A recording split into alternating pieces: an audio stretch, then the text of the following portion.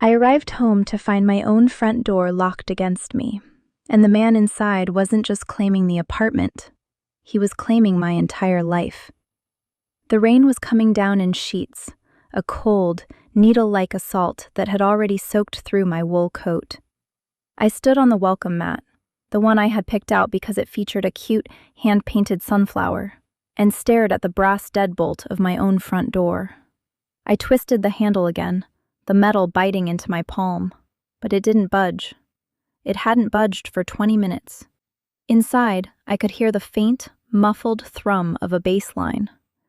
Mark was listening to his record collection, the ones he claimed were too delicate for me to touch. I hammered my fist against the mahogany, the sound echoing hollowly in the dimly lit hallway of the apartment building. "Mark, open the door!" I shouted, my voice cracking from a mix of exhaustion and rising panic. "I know you're in there! I can see the light under the door!" There was no reply, only the rhythmic scratch of a vinyl needle finding its groove. I felt a surge of indignation that quickly soured into a chilling realization. This wasn't just a petty spat over who forgot to take out the trash or a lingering disagreement about our dinner plans. I had left for work at 8 a.m. as the sole owner of this property. My name was on the deed, the mortgage was drafted from my personal account, and the building management knew me as the primary resident. Mark was just a guest, or so I had foolishly convinced myself for the past 3 years. I fumbled in my purse for my key, my fingers trembling as I gripped the cold brass. I slid it into the lock and twisted. Nothing. It wouldn't turn. It was as if the internal mechanism had been tampered with, or worse, replaced entirely. I stood back, blinking away the rainwater that was stinging my eyes, and looked at the smart doorbell camera. I reached up and tapped the lens. "Mark, this is ridiculous. Unlock the door right now, or I'm calling the police to report a domestic lockout." The speaker clicked, a static-filled hiss filling the quiet hallway. Then, Mark's voice came through, distorted, chillingly calm, and entirely devoid of the warmth I had grown used to. "You aren't calling anyone, Sarah," he said, the audio feed cutting in and out. "And you aren't coming back in. You see, while you were out playing the successful professional today, I spent some time with the building manager. He's a big fan of my persuasiveness." I felt the air leave my lungs. I pounded on the door again, harder this time, my knuckles bruising. "You can't just lock me out of my own home, Mark. The lease, the deed, everything is in my name." He laughed, a dry, humorless sound that sent a shiver down my spine that had nothing to do with the freezing rain. "Check your email, Sarah. I sent you a little something at noon. You were too busy with your spreadsheets to notice, weren't you?" My phone buzzed in my pocket, the screen lighting up with a notification. My hands shaking uncontrollably, I pulled it out and tapped the screen, the blue light reflecting in my wide, terrified eyes. It was an attachment from a law firm I didn't recognize, titled Notice of Eviction and Property Transfer. As I scrolled, my heart hammered against my ribs like a trapped bird.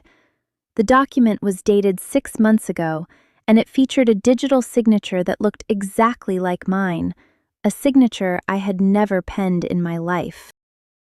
"Mark, what did you do?" I whispered, my voice barely audible over the sudden sharp of the electronic lock engaging from the inside, followed by the sound of the deadbolt sliding home for a second time. I turned toward the hallway, looking for a neighbor, for a witness, for anyone to help me, but the corridor was unnaturally silent. That's when I saw it. The security camera at the end of the hall, the one that usually blinked with a steady green light, had gone dark. And from behind the apartment door, the music stopped abruptly, leaving a silence so heavy it felt like it was pressing the oxygen out of the hallway. Then, the heavy sound of footsteps approached the door, stopping just an inch from where I was standing, and I heard the unmistakable sound of a heavy chain being slid into place. I pressed my ear against the wood, my breath hitching as I realized Mark wasn't just standing on the other side. He was breathing in perfect, agonizing unison with me. The silence in the hallway was absolute, broken only by the distant, rhythmic ticking of a clock somewhere inside my own home. A home that now felt like an occupied fortress. "Mark, open this door," I hissed, my voice trembling with a cocktail of rage and sheer terror. "That document is a fraud. I have the original paperwork in my safe. I'm going to call the police, and when they get here, they're going to see exactly what you've done." I didn't wait for a response. I pulled out my phone and dialed 911, my thumb hovering over the call button. But the screen flickered, the network bars dropping to 0 in an instant. I shook the phone, tapping the screen frantically, but it was useless. A small, chilling notification popped up. "Network provisioning disabled." "You blocked my phone?" I whispered to the door. "How? How did you even have the access to do that?" "I've had a lot of time to study your patterns, Sarah." Mark's voice came through the door again, muffled but agonizingly clear. He wasn't yelling. He sounded like he was giving a lecture, calm and patronizing. "You think you're the one in control because you signed the checks? You think the bricks and mortar define ownership? But you've been living in a dream world. You've been living in my world, and you didn't even notice the walls closing in." I backed away from the door, my heels clicking sharply against the marble floor. I looked down the long, dim hallway toward the elevator. The lobby was only 3 floors down. I could run. I could find a security guard. But as I took a step toward the stairwell, the lights in the hallway flickered and died, plunging the corridor into a suffocating, ink-black darkness. "Going somewhere?" Mark asked. His voice wasn't coming from behind the door anymore. It was coming from the hallway. I spun around, my heart slamming against my ribs. The darkness was absolute, save for the faint, eerie glow of a red light blinking near the emergency exit. The camera. But the camera hadn't been on a moment ago.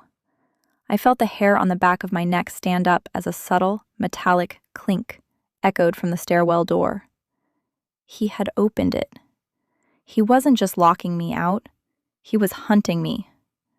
I scrambled toward the stairwell, my hands fumbling against the wall to guide my path. I reached the heavy fire door and shoved it open, lunging into the stairwell and slamming it shut behind me. I didn't stop. I flew down the stairs, my coat fluttering behind me, my breath coming in jagged, desperate gasps. I reached the second-floor landing and pushed the door open, desperate to reach the lobby, to reach people, to reach light. But as I stepped out into the second-floor hallway, I froze. The lights were on here. The building was quiet, just as it had been on the 3rd floor. I turned to look at the apartment directly across from mine, Unit 204. The door was wide open. Standing in the center of the living room, illuminated by the soft light of a lamp, was my neighbor, Mrs. Gable. She was sitting in her favorite armchair, a book open on her lap. But she wasn't reading. She was staring straight ahead, her eyes wide and glassy, and her hands were bound tightly behind the chair with the same heavy-duty zip ties I kept in my toolkit in the kitchen. And then, from the shadows of her kitchen, a figure emerged. It wasn't Mark. It was someone wearing a familiar hoodie, my hoodie, and a mask that looked eerily like my own face. The figure held a tablet in one hand and a knife in the other, and as it turned to face me, it tapped the screen. My own voice, perfectly synthesized and digitized, drifted out of a hidden speaker. "You're home early, Sarah," the machine voice said, mimicking my tone perfectly. I turned to run, but the stairwell door behind me creaked open. Mark stepped out, his face twisted into a sickening, triumphant grin. He wasn't holding a key. He was holding a remote, and as he pressed a button, the magnetic locks on every apartment door in the hallway simultaneously snapped shut with a sound like a gunshot. "Don't worry, darling," he whispered, stepping toward me as I backed away, cornered between the hallway and the open door of my neighbor's unit. "The police aren't coming. They've already been told that you're the one having a breakdown." He reached into his pocket and pulled out my own set of keys, dangling them just out of my reach, and then he pointed behind me. I turned to look, and my blood turned to ice. At the end of the hallway, the elevator doors were sliding open, and 2 uniformed police officers were stepping out, their hands resting on their holstered weapons. But they weren't looking at Mark. They were looking directly at me, and one of them was already pulling out a pair of handcuffs. "Officer, thank God!" I lunged toward them, my voice cracking, desperate to bridge the distance before Mark could speak again. "He's impersonating me. He's taken my neighbor hostage. Please, you have to—" "Hands behind your back, now!" The officer's voice was a jagged blade of authority. He didn't even glance at Mark, who stood perfectly still, a picture of wounded, saintly concern. The second officer moved with practiced, terrifying efficiency, grabbing my wrist and pinning it behind my shoulder blade, with a force that sent a white-hot jolt of pain through my collarbone. "Wait, no!" I shrieked, my cheek slammed against the cold carpet of the hallway. "Look at the door! Look at Mrs. Gable! He has her tied up inside 204. I'm the victim here." "She's been having these episodes for weeks, officer," Mark said, his voice trembling with a calculated, tragic softness. I could hear the way he shifted his weight, moving closer to the officers. "I tried to hide it. I tried to get her help, but she snapped today. She kept talking about how she owned the whole floor. She forced her way into the neighbor's unit. I've been trying to de-escalate her for hours." "That's a lie!" I screamed, struggling against the cuffs as they bit into my skin. "Check my ID! My name is on the deed to 304! Check the building registry!" The older officer, a man with tired eyes and a grim set to his jaw, peered down at me. He didn't see a woman fighting for her life. He saw a classic domestic disturbance. "We've seen the report, ma'am. We've seen the restraining orders filed by your husband last month." My blood ran cold. Restraining orders? I haven't seen any paperwork. I live with him. We share a bed. Mark let out a long, shuddering sigh, the sound of a man who had reached the end of his rope. "See? She doesn't even remember. She's been hallucinating that we're still together, that we're living together. She hasn't lived in 304 for 3 months, officer. I've been trying to keep her away so she could get the professional care she needs." I went limp, shock rendering me paralyzed as the weight of the conspiracy settled over me like a shroud. He hadn't just changed the locks. He had rewritten my entire existence. He had spent months planting false evidence, creating a digital trail, and manipulating the people around us. "Get her to the patrol car," the officer commanded. As they dragged me toward the elevator, I scrambled, my boots leaving scuff marks on the floor. I caught a glimpse of Mrs. Gable in the open doorway of 204. She was staring at me, but she wasn't crying. Her glassy eyes flickered and she blinked, a slow, deliberate signal. She wasn't just a hostage, she was watching me, and behind her, inside the apartment, I saw a laptop screen glowing on the coffee table. It was logged into the building's security override console, showing a live feed of me. Mark stepped into the elevator with us, his mask of concern slipping just enough for me to see the predator beneath. He leaned down, his lips brushing against my ear, his breath smelling of the peppermint gum he always chewed when he was lying. "You really should have noticed the sunflowers," he whispered, his voice a serrated edge. "I didn't pick them because they were cute, Sarah. I picked them because they're the first thing to die when the soil is poisoned. And you've been living in poisoned soil for a long, long time." The elevator dinged, and as the doors slid open to the lobby, I realized with a jolt of pure, unadulterated terror that the lobby wasn't empty. My boss, my parents, and the local news crew were standing there, huddled under the glow of the emergency lights. They were all holding cameras, their faces illuminated by the harsh flash of a strobe. Mark stepped out first, pulling a handkerchief from his pocket to dab his dry eyes, signaling to the cameras. "Thank you for coming," he said to the crowd, his voice projecting with the practiced cadence of a public speaker. I just wanted to put an end to this before she hurt someone else. Today is the day we finally show the world what she's been hiding." As the officers forced me toward the waiting flashing lights of the cruisers, I looked up at the building's main display screen in the lobby. It was broadcasting a video loop. It was footage of me, or someone who looked exactly like me, vandalizing my own apartment, screaming at phantom people, and signing the very eviction documents I had just discovered. But as I looked closer at the footage, my heart stopped. In the background of the video, I saw a calendar on the wall. I recognized the date written in the corner. Tomorrow. The world tilted on its axis. As the handcuffs cinched tighter, the crowd's murmurs turned into a cacophony of judgment. My mother was there, her face a mask of grief. My boss, Mr. Henderson, looked at me with the kind of pity that burns worse than hate. They weren't looking at a victim. They were looking at a tragic, crumbling wreck. Mark stood in the center of the lobby, a martyr in a tailored sweater, accepting sympathetic pats on the shoulder. He was the hero. I was the cautionary tale. But as they pushed me toward the squad car, a single, piercing thought cut through the haze of my panic. The calendar. If the video displayed a date that hadn't happened yet, it wasn't just a forgery, it was a script. He wasn't just gaslighting me, he was staging an event. "Wait!" I roared, the sound echoing off the marble floors so sharply the officers hesitated. "Look at the screen! Look at the date! It's tomorrow's date! How could that footage exist if it hasn't happened yet?" The officers paused, their skepticism warring with the obvious absurdity of the video feed. Mark stiffened. He turned, his face shifting from saintly sadness to a cold, razor-sharp edge. He raised his hand, gesturing to the crowd, preparing to silence me with a rehearsed platitude. "She's prone to these erratic outbursts," Mark said, his voice steady. "It's a symptom of her condition." But I didn't let him finish.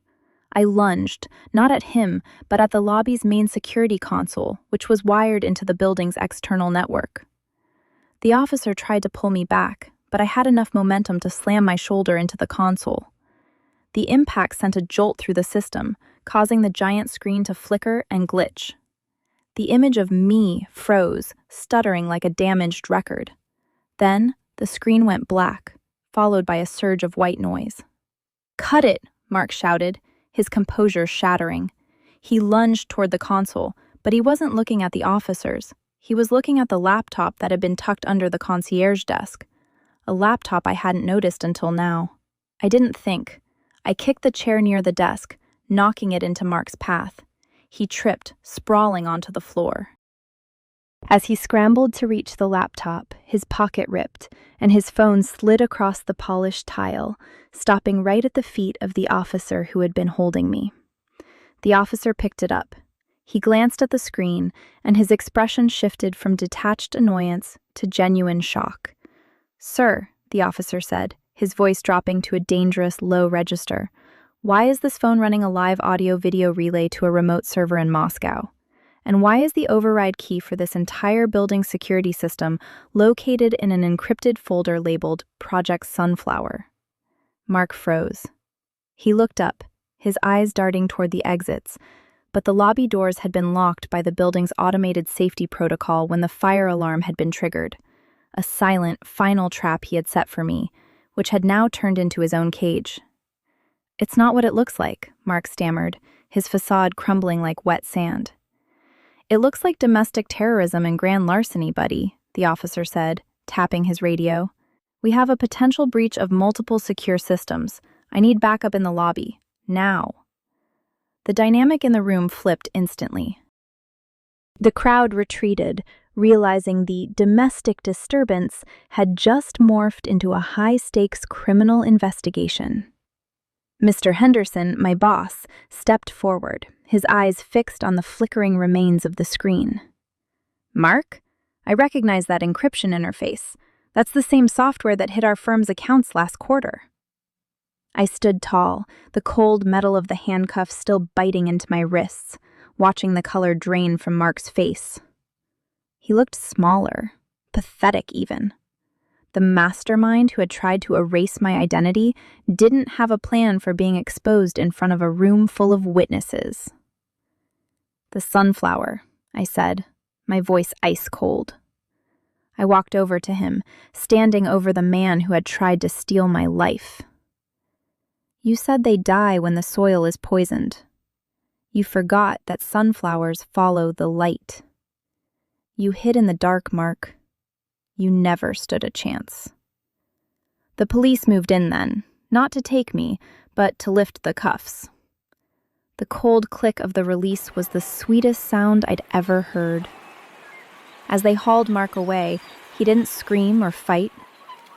He just stared at me, his eyes hollow, realizing that for all his preparation, he had failed to account for the one thing that never fit into his perfect digital world: the truth. As I walked out of the apartment building and into the morning air, I didn't look back. I had the deed in my pocket.